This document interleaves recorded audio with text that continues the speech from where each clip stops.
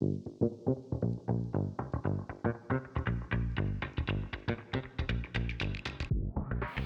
everyone, I'm Carissa, I'm your host with Couple Birdies. We have a special guest today for our first episode of Couple Birdies podcast, Jason Rhoades. Welcome, Jason. Welcome, thank you. Thanks for inviting me. You bet, this is super exciting for us. Everybody gets to see our studio and hear a little bit about your golf journey, and hopefully they'll learn a little more about the game of golf by the time they're done. So why don't we maybe start off and tell our viewers a little bit about your past, where you started in the golf world and kind of where that all began.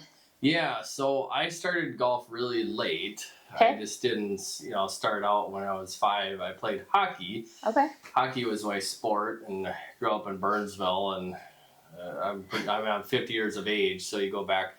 Burnsville. You're not 50. Yeah. No way. I'll have to get my driver's license, but yeah. So Burnsville was a big hockey school, and so I played hockey forever. But however, one of my buddies in the hockey team kind of introduced me to golf and said, "You got to try it." And he was a really good player in the high school team, so that's how I got kind of hooked. And Sure. then when I was in college, I quickly discovered I was playing college hockey, but it wasn't good enough. So I did try out for the golf team, and so I was playing both sports, but golf was just different, as everybody knows. Yeah. And so that's when it started to become more addicted to it. I think I even got a job at a golf course during the summer just to get free golf. Yeah. And that's important, Yeah. for sure, especially when you're younger and trying to play and understand, and gives you a lot more opportunities. Yeah. And so, I got a membership at the course too, but, I had the job at the golf course and just trying to, figure out ways how to play the game. And that's how I got started, really, was freshman year in college. And then walked on the Division III golf team my sophomore year, just trying to find a way to play free golf. Yeah. So that's how I got started. Where did you go to school at for D3? Concordia College in Fargo Moorhead. A lot of my ex schools are really good schools. Yeah. So they got me through in 4 years. It's got to be a good school. Absolutely. So yeah, I mean, we got to play nice courses, and I think I majored in communications and business. So yeah, it's a good school. And like the St. Olaf's, Gustavus, all those schools are good ones. So yeah. So why don't you tell people a little bit about what D3 golf was like for you, just being a walk-on, and what you expected? Yeah. It was a really good group of guys. It was a little more laid back. It might have been the coach was that way, but when I tried out, the team ended up being, I think it was like 10 or 12 players. So Sure. It's competitive amongst each other to make the squad when you travel. At that time, we didn't have like an A or B team or two. It was just one team that would travel. We didn't have a JV or anything like that. So that was my experience anyways. Learning the game and developing and getting better. Each summer I got a little better. Junior year I played decent golf, and then senior year I played better. However, I needed to graduate, so I didn't play in the fall, the spring, because I had to get through and make sure I graduated in 4 years. Yeah. So, but it's nothing like Division I program, of course, but it was still nice. You could play free golf, you can practice, and it's a balance between school and studying, and of course playing. And I can imagine a Division I program would be a lot more strict, a lot more tougher, but still, that would be one cautionary is if you're playing college golf, just be prepared to figure out the schedule, because you're going to play tournaments possibly Monday, Saturday, Sunday, or Sunday and Monday. You might play 36 one day, and you could play 3 days in a row, so you're going to miss some classes, unfortunately. I don't know. Back then, that's the way it was for me, so that was the tough thing. But if you could figure out with schedule somehow, I don't know how, but just be prepared for that. But I think it seems like programs now are more apt. They must have something in place to help so you don't miss classes somehow, especially with. Back then when I was going to school, there wasn't internet, so Right. Oh boy. So that's funny, but that is the truth. So I think now maybe they have virtual classes you can, I'm sure, still attend or something, or that and tutors or something, someone along the way too, or someone on the bus to help out, or yeah, yeah, I would imagine like a big program like the EU or something probably have something in place like that. For sure. What was the practice regimen like when you guys were there? Were you just traveling and playing a lot, or did you have set times where you were practicing before? I practiced a lot. I think some of the guys did too, but I think myself personally, I just kind of I work hard at things, so I had to accelerate my understanding of the game to, to be able to have a decent swing to shoot, decent scores. So so I practice a lot. You certainly can, but you still got to balance. I mean, it was usually you played 9 or 18 after classes, but I did go to the range quite a bit, and we had somewhere for us to practice that was close to campus. So I did spend quite a bit of time instead of doing other things and trying to get the studying in as well. So so that was what I did. Yeah. I think it's kind of weird because you have your tournaments. If you can, the game is cycles. So if you can try to time the cycles when, that would be something that you could try to strive for. I know that's kind of weird, but that's my experience. Is sometimes you just don't play well and you just can't do anything about it. Right. So if you can kind of take a break away from it, and then you kind of regenerate, and then if the tournament's going to be in the weekend, then you can just kind of build up to it and kind of get your game elevated, because it's tough to just go at it all the time and maintain it. You're just going to hit some plateaus. And so for sure. Have you, in that process of learning, and actually let's take it a step back, when you were learning, what was important for you, or what would you tell some of our listeners is important when you're first learning the game? Well, for me, it was, my golf swing was bad when I first started out. And luckily I ran into a pro that helped me. He recognized I really had a passion for the game and really enjoyed the game.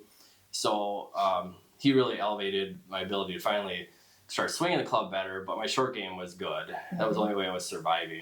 So that's how when I tried out, I made the team. So, but I didn't really know what exactly I was doing.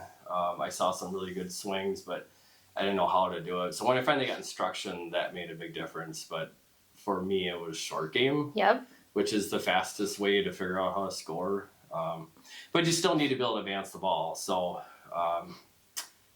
I think I was good enough to advance it to get there. But until I improved the swing, I really wasn't going to get any better. But the short game was what initially got me. Got me to the point where I at least the scores were decent. So, but I really was that's when I started. So, in Division III, you do like some of the programs. There's some really good players. There's no doubt about it. Right. Concordia College was always finishing like 10th or something out of 15 teams or something. So, the fifth, fourth guy were maybe averaging like 79, 78, and then it was 75 was usually the number one player. Yep. So. Perfect. So lessons are always important when you're starting off. I for sure think that there's a lot of people, and just from my experience, that want to jump the gun and get on the golf course right away and just go out and play before they can practice, before they make those solid strikes. Yeah. What in your role starting out was important, or what helped you hitting the ball consistent and working with it and everything like that? Yeah, I had some bad habits because of hockey, and I wasn't a forward. I didn't have the slap shot that I could carry with me. I was a goalie. So I had some tendencies and issues with my swing. And so it wasn't until I was starting to do drills and having an understanding of what I should be doing, watching video, video, we had VHS back then, believe it or not. But it's not like YouTube these days. No, not YouTube. You didn't have the TrackMan at all. So I started using that and getting some help and realizing what I was doing that was pretty bad. And I needed to do things to try to have some lag and some power in the golf swing and figure out how to hit the ball more solid. And then equipment changes was another. That was probably the biggest one, was equipment change. Really? I had some really bad clubs starting out, and then I finally got some Wilson Staff blades that made a big difference for me. I know they're harder to hit, but when you hit them well, they're going to go where you need them to go. So that made a big difference for me. And I played those same blades for like 20 years. Nice. Until I moved on to the clubs you have. Yep. So let's maybe tell people a little bit about the clubs that we have. Do you think it's important for people to get fitted when they are starting off? Definitely encourage you to get fitted, even if you're starting. It might be more important when starting out. Yeah. Because your height and everything, you want to make sure you get fitted right away. But definitely, as you grow and develop, I would encourage people to go back and get fitted again. It's amazing what they're doing now. They the wall is full of different shafts and different flexes and weights and torques and heads, and it might just come down to cosmetic. You just find that this works best, and the combination is going to be important, especially if you're working with someone with your golf swing. Then matching that along with getting really good club fitting. I don't know how it doesn't get any better than that. So, but I mean, it's hard to find the means to do that too. It takes time and money, but yeah, I definitely encourage someone to do that if they have a passion for the game and they're trying to get to that level they want to get at. That will help you get there for sure.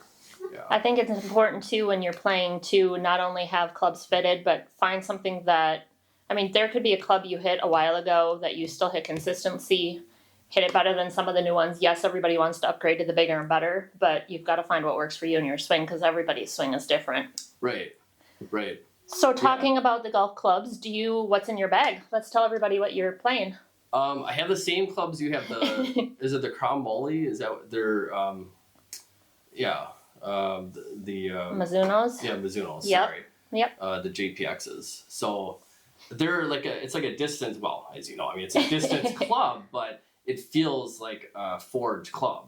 Right. So that's why I think I've had them for almost 10 years now or something crazy. Yep. I went and had to get new clubs because I just wanted to hit the ball farther, and it told me I was hitting the ball like 3 yards longer, so it was a no-brainer. Nice. And so it made a big difference. I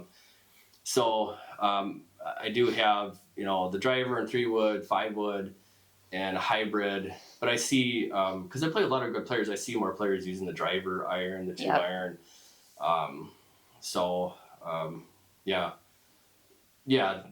That's what I'm hitting. I do have a Zebra putter that I've been putting with that since 1995. I think I started off with that same one, like a half mullet with the black stripes going up and down. Yep, I played that one for a really long time. Yeah, I don't know. It's a good solid putter. It's great. Yeah, so I mean, if there is some truth to that. If you're playing with equipment that you're used to, or even the ball, and if you stick with it, I mean, there is a lot to that can be said about using the same club. It's predictable. You know what to expect. You know the feel of it. So it's hard to make adjustments and make changes. So as sure as I know, for a long time I had a 3-wood. I had probably since I was in 9th grade, 8th grade in my bag, just because I knew when in doubt, I could make that club do whatever I want, fade it, draw it, hook it, do a stinger, whatever it wanted. It was just the magical one. So I had a new one in my bag, but I always seemed to, when I knew I needed to do something specific, just had the faith in it, I'd go back to that and pull that out every once in a while. Now it's out of my bag, but we're making the changes with the new one. Yeah. So let's talk a little bit about the mental game of golf. What do you feel is most important when you're playing? Yeah, the mental game it's a big part of sports. There's no doubt about it. I think, when you're playing tournaments, it is different than just playing a leisure round because the result doesn't matter. I think just with experience and, if you're just starting and getting in a tournament of golf, just go out there. Don't put any pressure on yourself. Actually, it might even be liberating just to go out there and have a really bad round. It might be the best thing for you. So, but with experience, you will get better. Just golf isn't necessarily something you can just pick up and like basketball, be 6'5" and coordinate and athletic and just.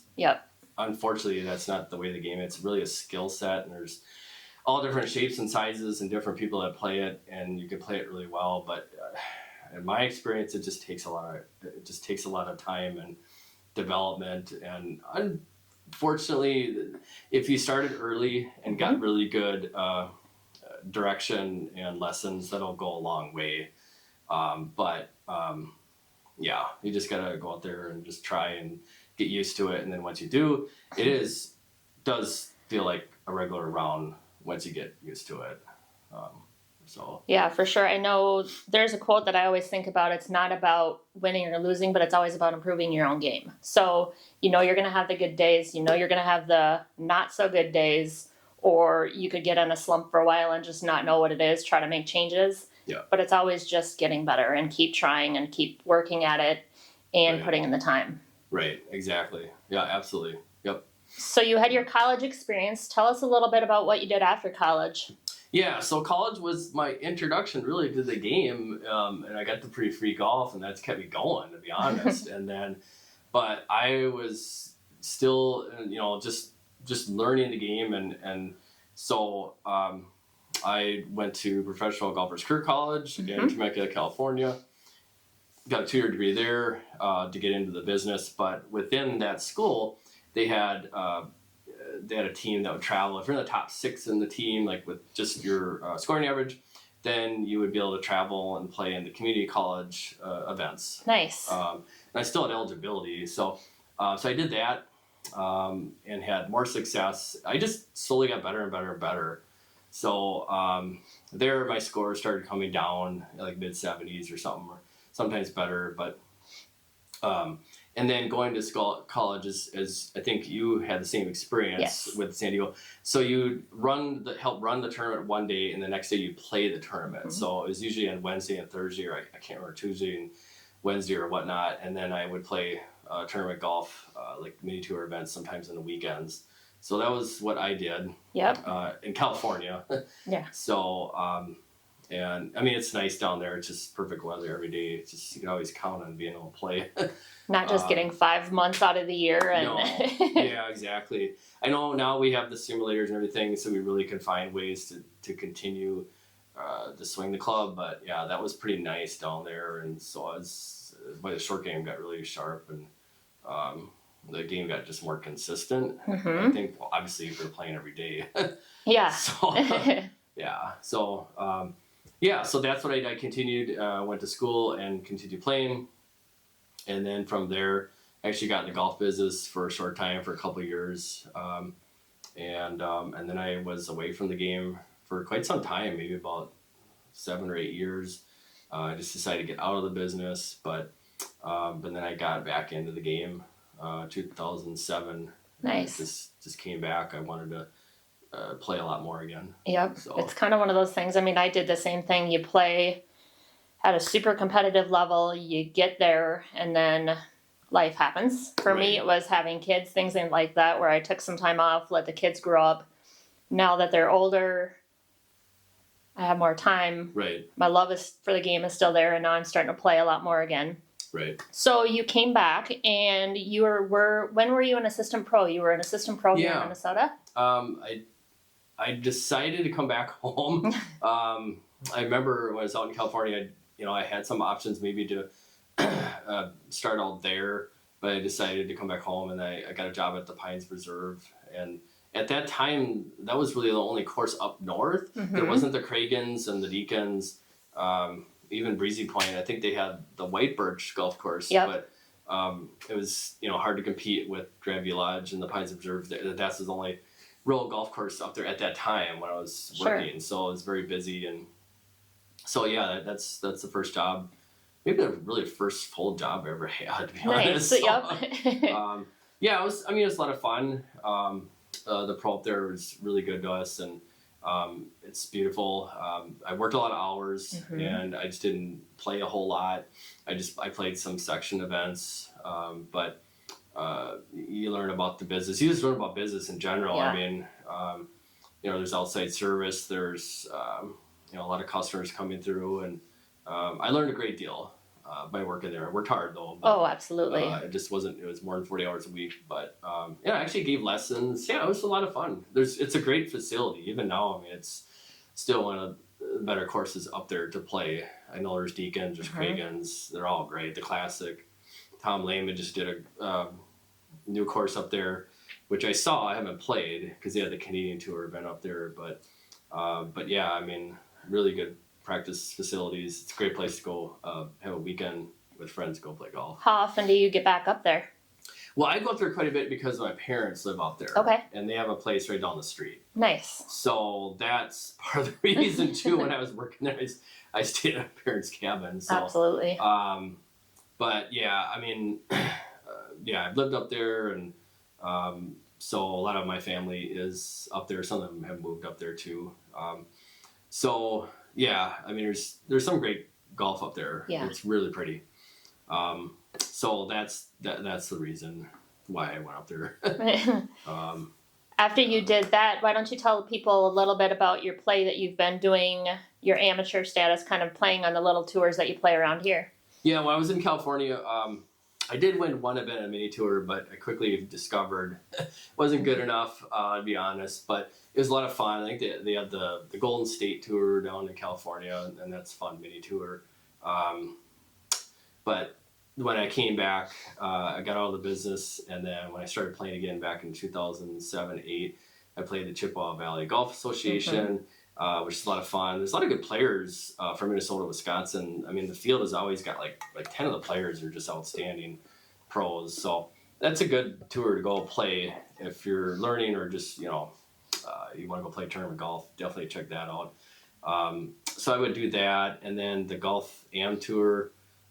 That's a really good place to play, and the Golf Weekly Am Tour.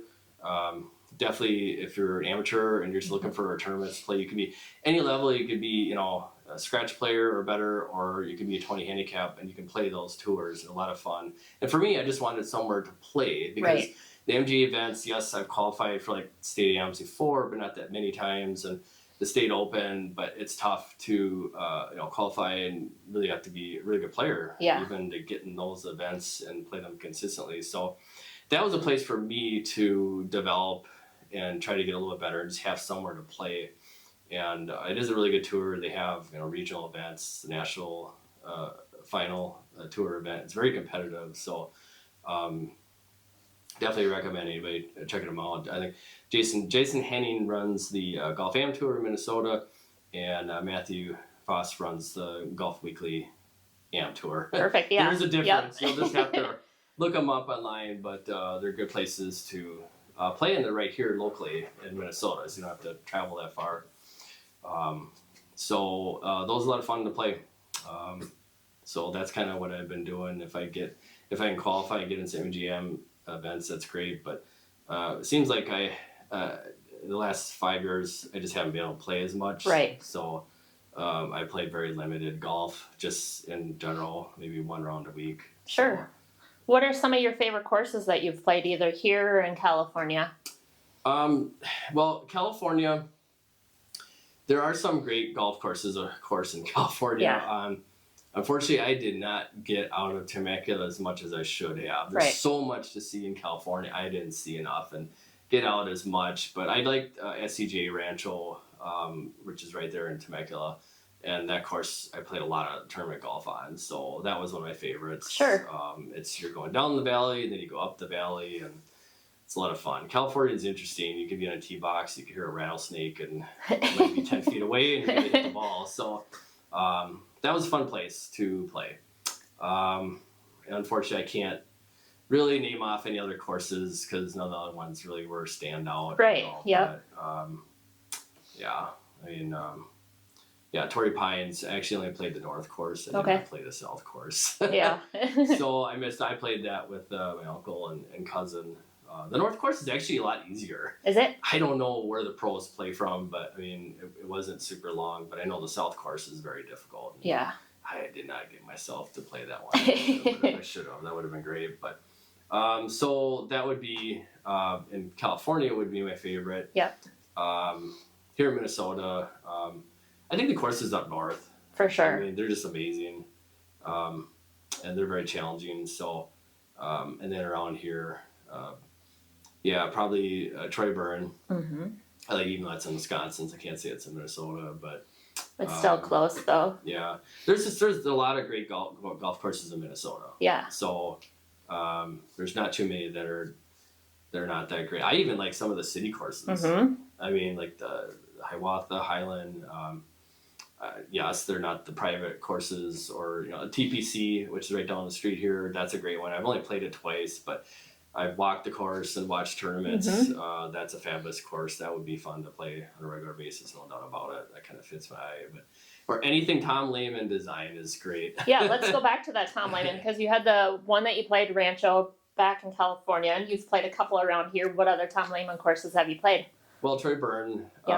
I haven't played the one up in Craigens, but yeah. And then Joel Goldstrand is another great designer from Minnesota and player. He used to play the PGA Tour. Yeah. So yeah, those are definitely. Perfect. Yeah. All right, so we were talking a little bit ago about Troy Byrne, and I know that there's a story behind it from your tournament. Let's tell our viewers a little bit about what happened that day. Yeah, so I mean, I don't know if they say you got to play every 1,400 rounds, you'll average a hole in one or whatnot, but I guess that was my day. I didn't just nobody would think I'm going to make a hole in one today, but yeah, I really like the golf course and the greens really like, but the swing was okay, and when I got to number 8, I just didn't want to go in that left bunker, so I chose to hit a little bit more club, and I choked down on it. I just want to make sure I got it there, and it did. And then the guy in my group, Marcus Reen, said that, hey, it's going to go in like halfway on route, and I thought that was odd, and then it made a big sound like a gunshot, and it was uphill. Number 8 is, well, it's, I don't know, Troy Byrne, everybody knows number 11 because you got that creek on the right and it's really scenic and beautiful. Number 8 is just kind of like, it's just there. It's 210 yards just there. And you just got to go uphill. So you can't see it, but we heard the sound. And so everybody and the group on the other green all were celebrating like it was in. I'm like, no, we don't know. It just made a sound. I could have hit the pin and ricocheted off 20 yards, and then I'd probably make a bogey and not even get up and down. That's what I figured. But then they said, no, it's in there, and they were confident it was, and yeah, I picked it up all the hole. And then Marcus is nice enough to take a picture, which I'm glad he did that, because then I can keep that. And so it flew straight at it, hit the pin, and just dropped right in? Yep, there is a little mark right by the cup. So I don't know how it did it, but it must have just perfectly hit the pin and then perfectly hit the cup and went in. So you got the picture of the mark. Nice. And a picture of me picking up a hole, and there's a hole in one in the card, and there you go. And so. And it's tournament play. So how did you finish? It was a Golf Weekly Am Tour event. So, I mean, the guys, sometimes when you're playing with a group of guys that you're comfortable with and everybody's just laid back and having fun, but still I was nervous because I'm like, well, the swing was okay, so, but I didn't want to shoot 10 strokes worse than my front 9 score. So yeah, I mean, when I went from 9 to 10, I did at least get Gatorades for everybody, but I mean, everybody at the bar was like, that guy got it, why did these weirdos get it all the time? So that was funny. But then, 10 I bogeyed, unfortunately, and then I bogeyed 12, which is the easier par 5, or it's the opportunistic par 5. But then I got back on track. I birdied 13, and I played okay, and was able to at least shoot like a 74, and only won by 1 stroke. Nice. At least you still won, holding it in. Yeah, I remember walking in. I'm like, that might not be good enough, even with the hole in one. So. So I got lucky. It was just kind of my day. Nice. So, and Troy Byrne's, it's a fun course. So, so that was a good day. So let's go back a little bit. You've played a lot at Troy Byrne. You've played bunker a lot of the courses around here. When you're playing, what kind of course suits your eye best, do you think? More link style or lined with trees, kind of like up north, or just depends on the course? For me, it kind of depends on the golf course, and if I'm swinging well, I have the tendency to draw the ball. So I would prefer to play courses that are more, for that type of shape. Yeah. But yeah, I mean, because of up north and the pine trees, it's just kind of fun playing those courses with that kind of view.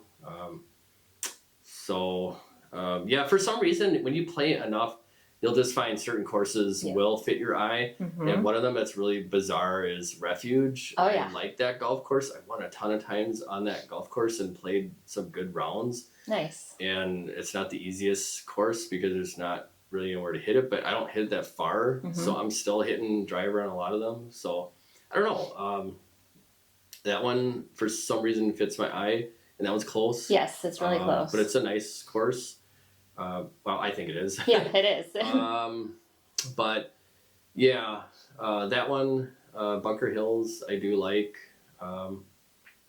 And I mean, you're asking some of the courses that fit my eye, I guess. Yeah, maybe Bunker, Refuge, Troy Burn, maybe a handful of other ones, but yeah. So we were talking a little bit earlier about golf and the mental game, and we're talking about distance. What do you do, or what do you think is best for people when they're training? Do you do any training? I would like to get a simulator. I've used one in the past, and when I did, I definitely swung the club better. Yep. The last 4 or 5 years, because daughter being born and just haven't been able to play as much, but I think I'd like to get a simulator because then that's in the garage and you can go there anytime. So I know that'll make a difference because everybody I'm playing with is TrackMan, it seems like, and simulator. So I got to get that. Yep. And I know it's worked in the past. So that would be a great tool. And having, the TrackMan or something you could bring out to the range, I think would be really helpful. But for me, I just have my drills that I've always leaned on and kept doing and using. I do hit a lot of balls. Some of the people that play with me know that in the past when I play a lot of golf, I hit a lot of balls. So you're going to eventually figure it out when you do that. Yep.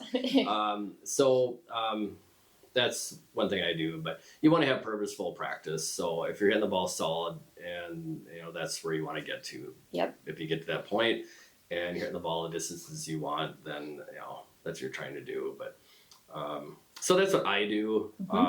There are some training aids. I have a training aid where it makes a sound at the bottom of the swing and you kind of feel the shaft better.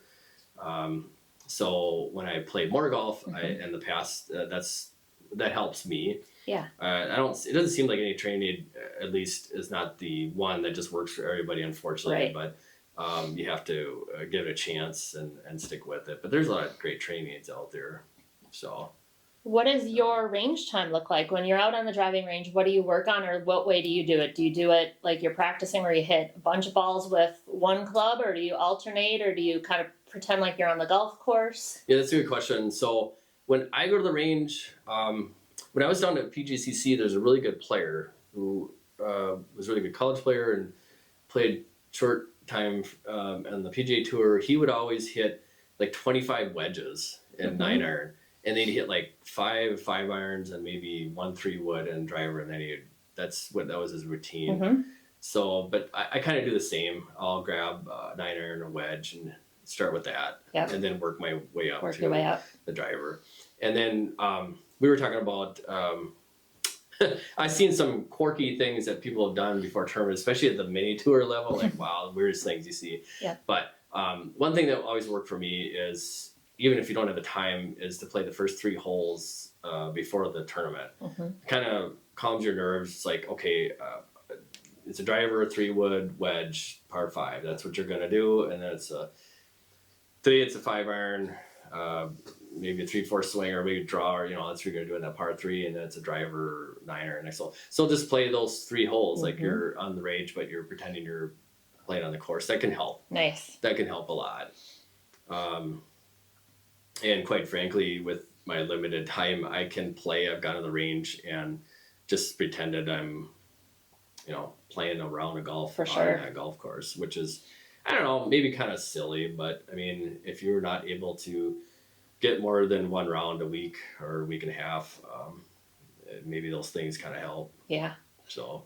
Especially when you're trying to only play once a week, you've got to make sure that you're making your time, your practice time, worthwhile, not just throwing it around and just out there hitting flop shots all day long and not working on anything else. Yeah, and that's one thing I haven't been doing very much, is working on my short game. In the past, I was playing a lot more golf, so because I'm playing so much golf, you're working on your short You game. are, So. yes.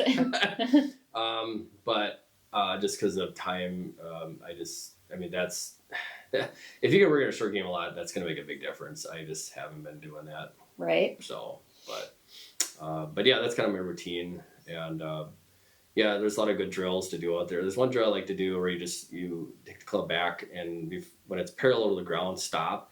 And then I like to look and make sure the position feels comfortable and then just swing from there. Mm-hmm. That's one thing I've done. I do like a series of those drills. I haven't been as much now, but when I'm really working on stuff, that seems to help a great deal. So that's a good drill. When you're lining up with your drive, do you do anything specific? Any pre-swing ritual or any club twirling or wobbles or anything? No, I think people who know me now, I gotta probably have the most weirdest stance and unorthodox driver swing. So Not like a Charles Barkley hitch or anything. no, but... it's not a Charles Barkley, but I tend to sit a lot lower with the driver. So I don't know, it just kind of developed that way. I think it happened in 2018 because I was trying to hit a draw and I just want to hit a draw every single time. Mm-hmm. So I started setting up more to a draw. I actually still do this day, I put the club about maybe 1.5 feet behind the ball, Mm-hmm. and then I start the swing. But I'm going to experiment with, I think, different clubs and probably go to a lighter shaft. And because I've noticed I'm getting more speed by making some changes, the shaft length too, actually getting more speed, having a shorter driver. So I'm just going to experiment, but the last 4 years I've gotten a little comical with my my stance. So It's kind and of we fun. haven't played, so you don't Yeah. know that, but and it's not the same with my irons. So I'm kind of entertaining. On the golf course, I guess, because of that. Because like, wait, what is he doing? It's so low. Oh, the ball's going there. What the heck is going on? But I don't hit it 300 yards. So, but that's just that's my swing right now. But it goes to show, I mean, everybody has their own swing and everybody does their own thing. So you can't always, like, you go to places like Golf Tech that try to make everybody, well, not always, but a lot of times you go to places and have everybody try to have you swing the exact same way and do that. Well, that might not work for you, whether it's a bad back or your height or your weight or just how you swing in general. So it's making the best out of what you have in the beginning anyway. Yeah, I mean, I have some bad habits. So I probably rely more on timing and athleticism than most people, but I think you kind of get away with that sometimes when you're hitting a lot of balls. Mm-hmm. So I definitely wouldn't recommend anybody doing what I do, but that's how I've gotten around. However, when you do put in the time, just like anything, you'll start getting more technically better. So sure, that absolutely, I got technically better when I had more time to work on it. For sure. But unfortunately, with the tendencies I have now, it'll be hard to change some of those things. There's got to be some things I'm doing right. I mean, I know when I was at PGCC, they liked some things, but yeah, there's definitely some things that have gotten bad too. But yeah, it's a crazy game. It is a crazy game. It's got its ebbs and flows, and I know you could have the best day of your life at work or at home, and then you go out to the golf course and you don't know anything. Like everything is completely gone, or vice versa. You're having a terrible day. Right. And you're like, all right, I'm just going to go pound out some golf balls. Well, you start doing that and everything's working. Then you want to go play, and it just kind of keeps flowing. So that's kind of one of the things that keeps me coming back anyway, or knowing that you have the good days, the bad days, but you always have that to rely on. Right. Exactly. That's exactly how it goes for me. It's like, you'll go to the range, like, I'm really hitting well. I got to go back to work. Yep. And then you can play, like, I have teed up. I don't have any time to hit balls. So. Right. Yeah. What's important to you before, let's say you're playing in a tournament, do you like to play the course before? I do. Mm-hmm. I do, definitely. I think it helps me. I know you could be playing some great golf. You don't necessarily have to do that, but for me personally, I mean, that's my experience. I'd like to see what's ahead before. Mm-hmm. Now, some courses I played so often, you know them, but Right. Especially if you've never played the course. Yeah, there's some funky holes out there that could really can confuse me. So if you can play before, that's a big deal. However, there's weather, there's all Mhm. kinds of other factors that come up. I mean, you go out and like, oh, I hit 7 iron last time. Well, now we got a 30-mile-an-hour left to right wind. I Right. don't know if we're gonna hit the same club. So Well, also how the golf course is maintained, whether the greens have been rolled Right. right, whether the rough is longer than normal, shorter than normal, wintertime, summertime. right, There's lots of factors in the way too. So even if you've played it a lot, right, you got to know how it's going to play for that day. yeah, and yeah, one thing that's kind of fascinating is if you are used to playing like the same course over and over, yeah, you're gonna kind of develop a pattern. You're gonna really have a feel for that golf course. But Mhm. then when you go play, I mean, a bad example, like go play TPC when it's set up with really fast greens, it's going to be a shock to the Right. system. It's really hard adjustment because no matter what, even if you're conscious, like, okay, these are faster, so we don't need to make as hard of a putting stroke. But you know, a lot of us, we play unconsciously, so Yep. it's still an adjustment. So if you can, uh, it's not easy, but if you can play the course before, that really helps, I think.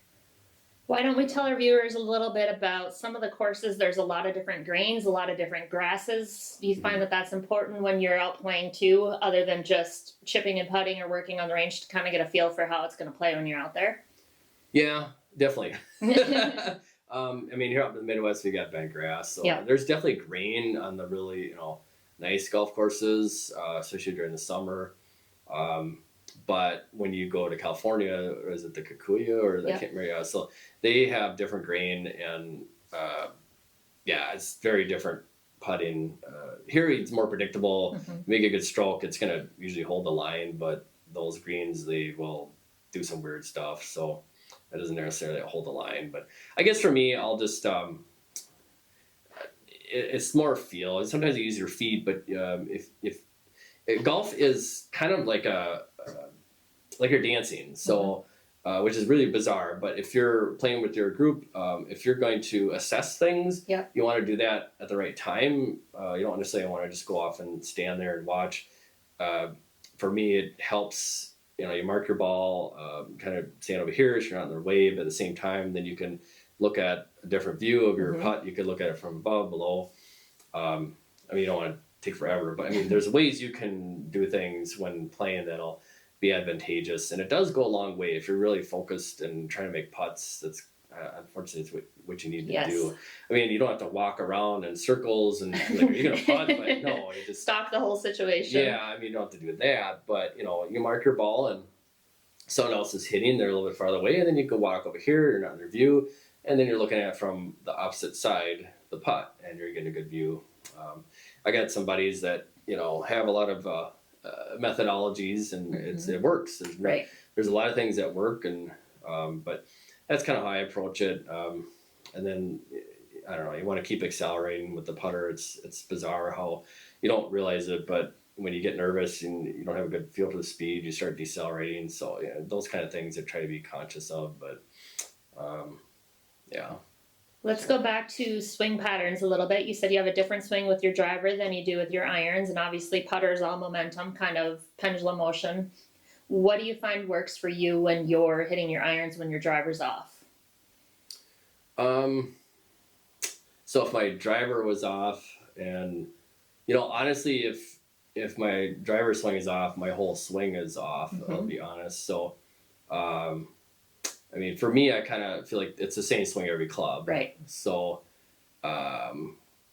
and that happens. Yep, it does. More times than you know. If the swing's off, then Yep. I guess just hopefully don't get wood ticks and Change things up a little. Put the Yeah, hat on backwards. Put the money in different pockets. Tie Yeah. a shoe. But yeah, I mean, for me, I hit a lot of balls. I don't hit it as far, and the driver is usually pretty good. Mm-hmm. I am just mediocre iron player, and I think mediocre putter. And that's kind of how I've gotten around. But yeah, I mean, I guess if there's, usually I'll hit a lot of balls. I don't like, I guess if you're playing a lot of golf, yes, you can step on a golf course Yes. and you kind of have an understanding of your swing enough that you're not that insecure. But for me, just don't play as much. I still need to spend 30 minutes before that round. Otherwise, I'd be in big trouble. Right. And just like anybody, I'm sure, have the tendency like, okay, this is not working, I'm going to go with this swing thought. And unfortunately, that's kind of what I've done. If things are really derailed, I will just try to cling to some swing thought and just move along. And usually those rounds result in, oh, the swing feels good there, but the other 70% of the time it didn't. So, right. It's golf. You'll get away with some shots that you shouldn't. You'll skull it, but you'll hit the front of the green and it'll be like a couple feet from the pin. You're like, well, okay, yep. And then other times you'll make a good swing, but it's still not a good spot in your 3-putt. So I don't know. Yep, that's the game of golf. It could be a good bounce, it could be a bad bounce. You just don't know what's up there or what's coming next. Right. Yeah. So when you started off, or even nowadays, do you have any pros that you kind of look to and follow, or anybody that you like that would be a good role model? Or yeah, pros? I like Jack Nicklaus. So Mm-hmm. I think guy's pretty amazing. I mean, to be able to play great golf and maintain that and still give a lot to the game. And then obviously he's a big family. So yeah, he's got a lot of family values and spent time with his family doing things and being a professional golfer and what he's an entrepreneur and he's got his own golf company and golf designer, etc. That's pretty amazing person to look up to. So I like him. Yep. Is there anybody else? I know that we've had a conversation before about maybe Lee Trevino. Oh, right. Yeah, Lee Trevino. You watch some of the clinics that he does. Amazing. He's a wealth of knowledge. You definitely want to listen to someone like him. And yeah, really love that guy. I mean, he recognizes he's so good around people and relates so well and engaging.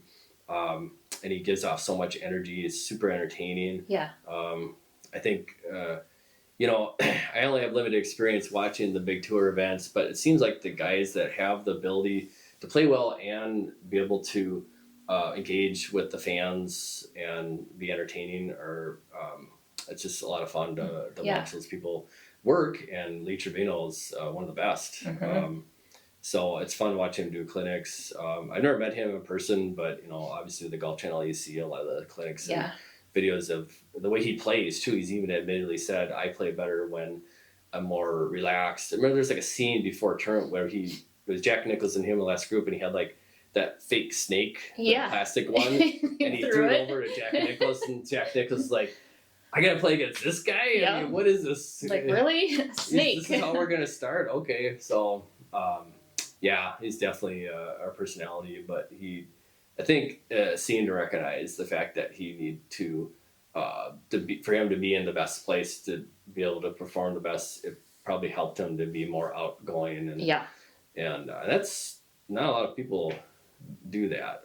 So I think pretty amazing. He keeps it lighthearted, but I think the game of golf actually brings it back down for him. That gets it back on one level. So he has his fun entertainment, which keeps things light and easy.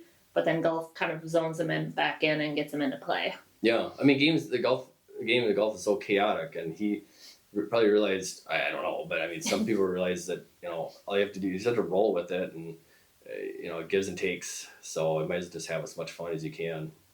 So a lot of the players these days are really getting into the mathematics, knowing their numbers. You were talking about a lot of simulator play. Do you feel that that's important, and how much? Yeah. Do you use that? It's really important. So I think it was 2017 or 18, I was going to the PGA store and using their simulator. I quickly realized that these are accurate. I mean, the carry's right. This is my ball flight. I got the pull, or when I'm hitting it good, it's a little right to left. It's going the same distance. I mean, the smash factor, the ball speed, the swing speed, the all that was making sense. And so I think I think if you can find a means to work with the simulator and do those things, that's going to carry over real well to the game when you're playing. So definitely I think it's going to age me a little bit right now, but I remember back in the day, before the technology, before the rangefinders and the GPS and the simulators, all of us out there trying to walk out our steps and see how many paces to the green we were from the 150 mark or things like that. but now everybody has the rangefinders. Obviously, in Right. tournaments, you can't use the slopes and things like that, but that's detrimental. Yeah, I don't know. I can't remember when I first got my first rangefinder, but yeah, I don't know what I'd do without it. It gives you that confidence. At least you know the Mhm. yardage. This is Right. what it takes to get there. Now you just kind of get past that, and then you can move on. Now the wind and other things. Are you swinging club ball? Are you hitting it solid? You know, what should I do here? So it definitely helps. I think everybody has those now in their For bags. sure. So. Yep. But yeah, to go back to the simulator though, yeah, even like the spin rate is real Mhm. important with the driver. So, so I think I just intend to experiment a little more because I've noticed there's some things I can change that I should. But yeah, it comes down to if you could really reduce the spin rate and the and some other factors, you just hit the ball farther because the technology really can get you there now. Yeah, I think it's important too when people are hitting. A lot of times people want to hit down on the ball and not hit up on the ball, or vice versa, or you start changing things and they don't know their numbers, or they don't know what works best for them. So when you're in there using those, you really start to kind of hone in on, okay, these are the RPMs I want to be at, this is my swing speed, this is my ball speed, and really starting to know all that helps. Yeah. But it carries out on the course as well. So then Right. you start knowing, okay, I probably hit that X amount of miles per hour, or whatever it is, RPMs, and it's important. Yeah, and now with the simulators, I mean, you get the projector, so you, I mean, I was doing just fine with hitting in the net and then Mhm. looking at the screen to the right, and now you got projectors, Mhm. and so yeah, it seems to be very accurate. I know there's some out there that might not be calibrated correctly, or you got to make some changes. So definitely you want to get the one that's accurate. I mean, I've even gone to other places where it's just calibrated different, so it's for some reason it's reading like a higher spin rate, Yep. and it doesn't make sense because then you went to a different one, and so there are There's a big differences. difference. Yep. So you want to, I guess, be careful what you get. I mean, and there's the infrared versus now they got the balls with the dots on them, so it picks it up fast. You know, it's easier to. I think. Yeah, I would try to get the ones where you can still find out the spin rate and the ball speed and smash factor. Yep. It definitely will help. Absolutely. What do you think is important for people just starting golf, or even at a beginner level, to make those solid strikes? What do you think they need to know? Boy, if I could have started over, I would have done things differently. So I don't know. The game's pretty crazy. Starting out, you with good technique and instruction, you probably could start playing pretty good golf pretty quickly. Mm-hmm. I haven't seen it, but I know it's possible if you have really good instruction. So I wouldn't be surprised if someone's really starting to hit the ball solid even after a year.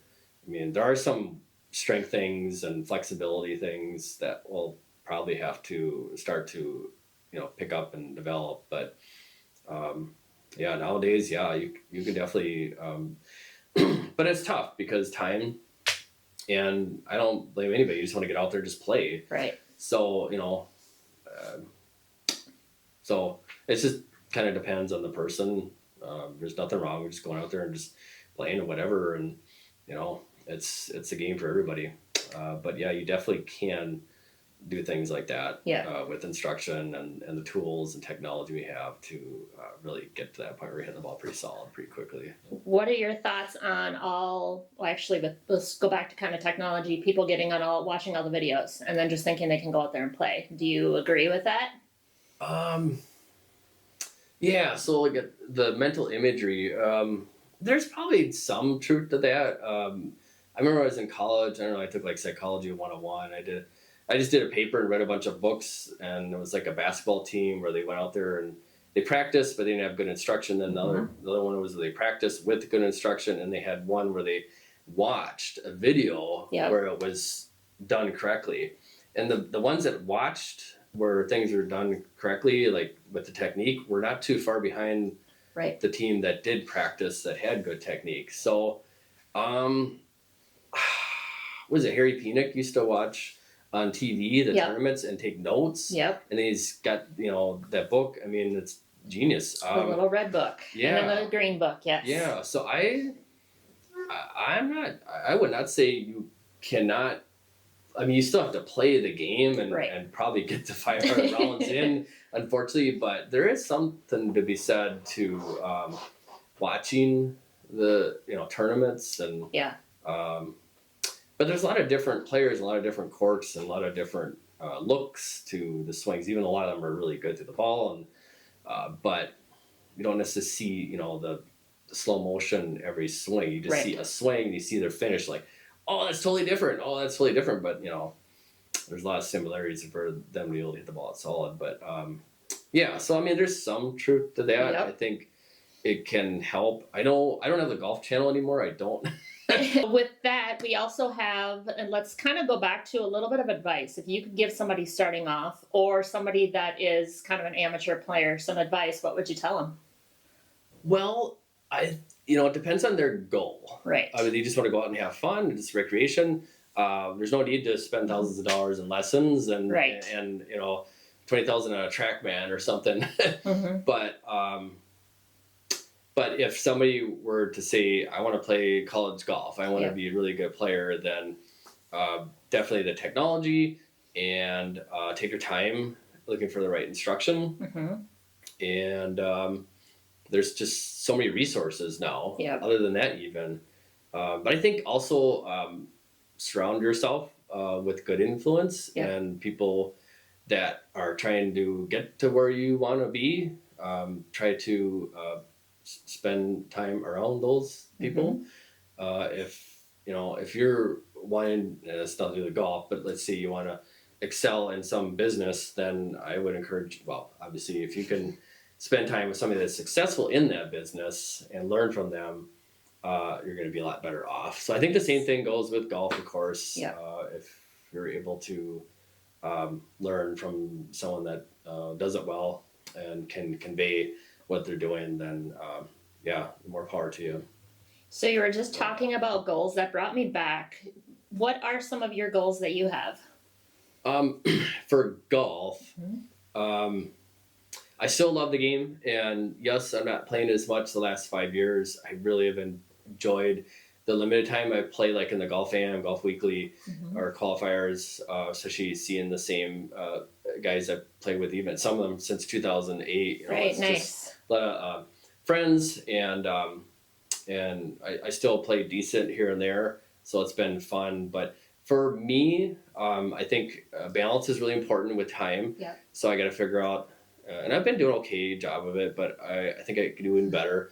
Trying to figure out balance. I think like the summer, I'll try to play early morning before work, those kind of things. And I'd like to play a little more tournament golf next year and the next year after that. I'm 50, so at some point, just life changes, so you may not be able to do some of those things as much and play golf as much, tournament golf, because some of the terms you have to drive farther, and Yes, you so, do. Yeah. But I'm interested in maybe the Golf Weekly or Golf AM Tour and playing finally the national event. I mean, I've qualified before and I wanted to go and I didn't go, and I should have gone once, but now I'm turning 50. Now I can play the senior national tournament, so Yeah. I'm interested in doing that. And so I'd like to get my game at least elevated or back to where it used to be, or elevate it, and then go and just have fun. That would be my goal. And hopefully I can play. I had an uncle that was really a good player and played until he's 65. He swore he played the best golf he could until 65, and then Absolutely. he had hip surgery. So But then you can keep playing until yeah, it's a lifelong game. I think I'll still play even when my club head speed's 65, and I'm hopefully get to 50 yards and down the middle straight Yeah. every time, still Sure. shooting. Yeah, Yep. I guess that'd be my long term goal. I hope I'm still alive and I can play till 65 and beyond. But yeah, I think short term I'm interested in playing more. Yeah. And it's happened before. It might be more. I might be playing more tournament rounds than actual practice rounds because of the time. Yeah. But that's fine. I'll just have to balance. Maybe go to the range during lunch or something, or after work. Get 9 holes in here and there, because it is possible in the summer. Yes. You could do it. I got a cousin that plays Bent Creek, and Okay. and he'll play early morning. Probably he must be getting. If you're getting 18 holes in, Ryan, that's crazy. But Yeah. no, anyways, I'm sure he's able to get 9 holes in, and then he's. Well, if you're playing solo, you could get in in a couple hours. Yeah. Yep. I mean, unfortunately, I understand it's a business, and they're trying to get golfers around a golf course. But honestly, you could with a golf cart, you can get around 2.5 hours. Yep. 18 holes. Oh, no problem. Pretty Yep. crazy, and so. Maybe in the mornings in the summer it's possible at least get 9 in. So is that your goal to reach your goal? Is to start trying to get out more in the mornings and more in the lunch hour and things like that, just to stay consistent? Yeah, I'll probably be more of a range rat, mm-hmm. and I'll try to get 9 in when I can here and there. Unfortunately, that's really I don't see how that's going to get any better unless I win the lottery or something else happens. Absolutely. But yeah, so that's what I'll do. Tournaments usually on the weekends. It is what it is. So. Do you have any favorite golf quotes? I know we were talking about goals and things like that, or any quotes from the past that kind of have stuck with you along the way? Yeah. So me and Stacey went on a trip out to the UK, and this was back in 2016, and we got to go to St. Andrews for half the day. Wow. So that was fun. Mm-hmm. And yeah, what a great place. I know some of my golf buddies have gone and actually played St. Andrews. Well, I went there for half the day and got to see the course, and then got to see where old Tom Morris used to live and where he used to work. That was a lot of fun for me, and the British Museum is there. Yeah, that's one of the most amazing golf museums I've ever been in. Mm-hmm. But he has a quote where he basically said, goal and desire are not the same, and it's important to understand the distinction. I guess what he's trying to say is you can have desire just like anything in life, but you don't necessarily act on it if you have a desire. But if you have a goal, then that means you've set out steps to get to that goal. So I think of Old Town Morris back then because it was different back then. They didn't have middle class. They had super rich and super poor. Yep. And unfortunately, he was on the other side of things, and it wasn't fair. So that's the way it is back then. And so he had to probably have real set discipline steps and have set goals to get to where he got to. Pretty amazing It's story. Old Tom Morris and St. Andrews. I mean, correct me if I'm wrong, but he's kind of the reason it's 18 holes, right? Yes, so absolutely. He was thinking 12, but something happened. Yep. And ended up being 18. So, yeah. So that's my quote. Have you seen or heard anything on the new restaurant and the little establishment that Tiger Woods and Justin Timberlake are going to be doing there at St. Andrews? No, I have not. But I know Justin Timberlake is really into golf, really good player. Yeah, yeah.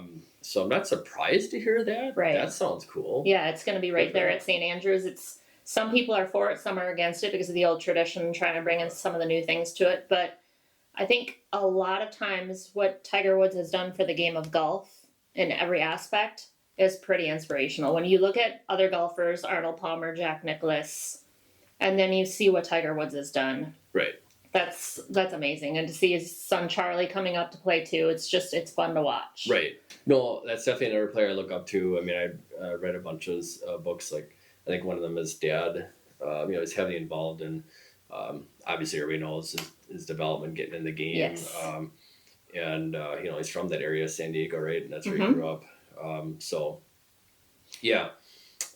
That would be pretty cool. I think we did eat at the restaurant that was next to or adjacent to the British Museum. Yep. So, I don't see those guys doing any harm whatsoever. No, not at all. To the traditions right. of St. Andrews, but there's no doubt about a place. There's anywhere where golf spirituality is reigns there. It's St. Andrews. Yes. There's so much history and the golf gods definitely have a presence there. For sure, yes, they do. And correct me if I'm wrong, Sundays it's like a picnic, don't they? Sundays open as a park day. I mean, it's a park. I mean, I don't know if people realize that. If you haven't been there, and there's other golf courses there too, and then there's a beach. I mean, it's a college town. It's just Yeah. It wasn't exactly what I expected, other than walking around the corner and you see 18, I'm like, that's where, Savvy Battle Stores made his Yep. pod. That's where, Absolutely. everything historically happened. And it's just like out of the movies. Yep. We make that turn, you go to the pub and they're like, oh, it's over here. It's like maybe 25 steps and boom, it's right there. Which would be interesting on like seeing it as a park on a Sunday. Like Yeah. you go there and you expect it to be a golf course, and then you can see people with their dogs and just having it be wide open and open Right. everybody and saying, hey, I was there, I was on the bridge, but I didn't play golf. Wait, what? Yeah, I did do the bridge thing. We got one of those tours, Yeah. and I'm glad we did that. For sure. But yeah, the people in the UK are just really approachable too. They're a lot of fun and they're just warm people. Mhm. So it was pretty easy to get around there for us. Yeah. Going to other countries not speaking the language, it's tougher. But yeah, we had such a great time there, and it's such a great town with so much history. Definitely, yeah. So it's getting to be fall time and winter time around here. Do you have, or are you thinking about going on any golf trips at all this winter, or are you going to just do more simulator work? No, I'm just gonna get the simulator started, and I will try to figure out some efficiencies with the golf swing, and I'll probably make some changes with the equipment, and Mm-hmm. that's all I really plan to do, and then shovel the driveway and Yep. Take Nevra out sledding. yeah, take Nevra out sledding, and I've done that before, but just because of expenses, I probably will not Yeah. travel. I would love to. There's no doubt about it. Most guys I have played with competitively, I know will go down south. I don't blame them. I would too. I mean, they'll Right. go California, Florida, and Texas, and in the past I did do that. And for me, going the similar and using it, and you can play rounds of golf. Yes. For me, it carried over. It does. really did. I'm not saying you're going to do the simulator and you're just going to be able to play your best golf, but I'm just saying it did carry over and helped a great deal. It wasn't like that in the past. Usually I start in the winter, you have that one round where like, Yeah. oh, this game isn't that difficult. And then the next 9 out of 10, you're like, oh, this game's too difficult. I have no idea what I'm doing. Yep. Because it's, spring, it takes time. Right. Yeah, the simulator really helped. Yeah, I mean, for sure, it keeps your swing fresh. It keeps you moving. Yeah. It's if you go that whole winter without touching a golf club and then expect, hey, I'm going to go out there and get into competitions or get playing right away. Yeah. It's not like riding a bike. I mean, it is. You still remember things, but you lose a lot not Right. playing. Right. Yep. Outstanding. Well, we really appreciate having you on today, and we look forward to having you on again sometime at our other studio, getting you into our simulator at work, having you come Yeah. hit some balls and play some rounds with us, and then getting out on the course sometime soon. Yeah. No, it sounds fun. All right. Well, thank you all for being here today. Thank you. See ya.